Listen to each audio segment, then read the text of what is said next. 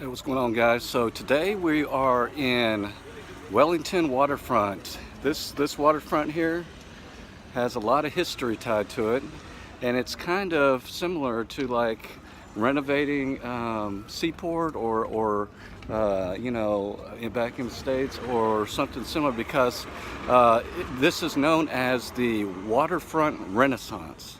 It's a modern development of Wellington's waterfront. In December 1986, following much public consultation, Wellington Harbor Board and Wellington City Council signed up to a concept plan for the development of Wellington's inner harbor. Sound familiar? I mean, it's just like Seaport, right? Kind of, maybe. The following year, an empowering act was passed, enabling the Lambton Harbor development to proceed. That's pretty cool. Waterfront Ltd. was incorporated in September 1987 in partnership with others, has worked steadily ever since to bring about the waterfront as it is today. Pretty cool, huh? The waterfront has seen the refurbishment and reuse of heritage buildings, hosts on average more than 300 events per year. I mean, this is like exactly what's going on in Seaport, right? And is visited by some 77% of Wellingtonians at least once a month, and 41% a week. Pretty cool, huh? So this was actually an important place in Maori history, okay?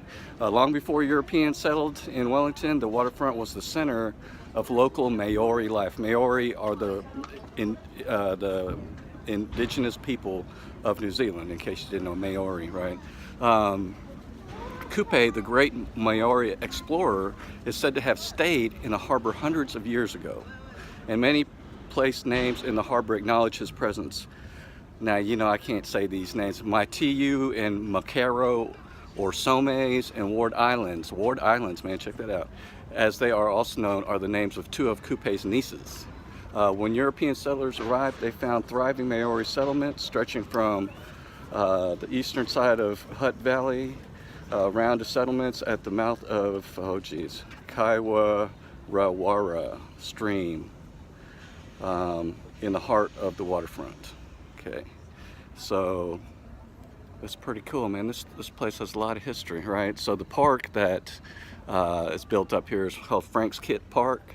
The first of the waterfront. It's one of the first of the waterfront projects. I'll get a picture of that, and doubling the size of the original marine park. The original park was created in 1974, on land reclaimed in 1969 for port use and a proposed motorway. Okay, so instead of a motorway, they built a park. It was renamed Frank Kitts Park in 1979 after Wellington's longest serving mayor. The park and promenade redesign was influenced by the annual street race that ran through the area at that time. And it's beautiful here now, guys. I mean, you got the helicopter rides, you know, you got the busy shops, and they got pop-up shops, they got all kinds of cool stuff. So the offices, they've also built offices. You know, the ornately decorated Shed 7 was built in 1894 for Wellington Harbor Board offices and a wool store. It ain't there no more, of course.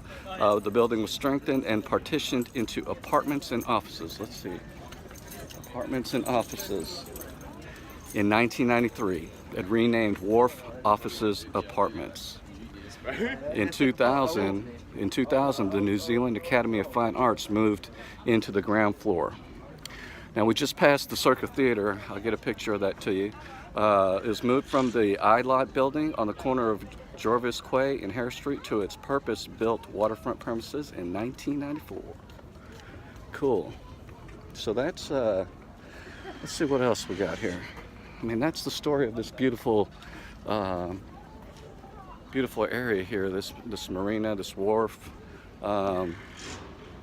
After 4 years of construction on its waterfront side, the Museum of New Zealand, where we were just at, and I maybe put a video up there already, was officially opened on the 14th of February 1998, and that's where we just were. Hopefully you saw that video. If not, I'll put it somewhere up in the corner. The Bond Store, the building, has a great historic value to the city as head office of Wellington Harbor Board. It was the seat of harbor management for almost 100 years. Pretty cool. Pretty cool.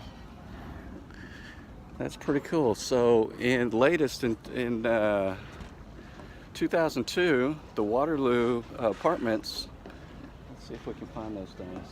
They were rebuilt. The shed, let me point you to where's the shed at?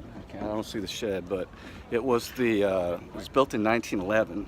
It was considered the grandest wool store in the country. While its exterior has remained unchanged, the interior was extensively refurbished as apartments and offices and reopened as Waterloo on Quay Apartments in 2002. Pretty cool, huh? That's pretty neat, man. So that's a history of this cool looking area here. You can see that there's houses up on the side of the mountain there. This harbor. Yeah. We got a picture of a stingray. Oh, cool. Got a picture of a stingray. And a shark. Shark too? No. No, come on, dude. What you joking around for? That's pretty neat.